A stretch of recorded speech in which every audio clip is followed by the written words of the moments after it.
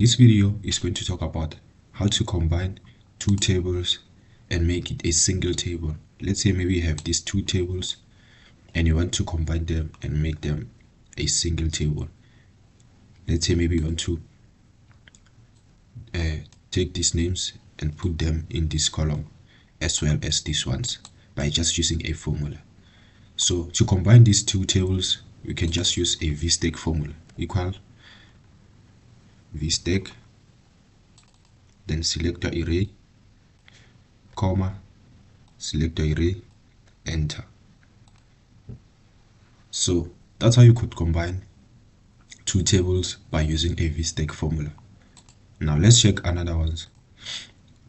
Let's say now you have this table and you want to get the totals of each single column. So to get the total, just highlight your table and alter plus equal sign. So that's how you could calculate totals the fastest way using Excel. So that's it for this video, guys. Thanks for watching. Please consider subscribing, liking and commenting so that others can discover my channel.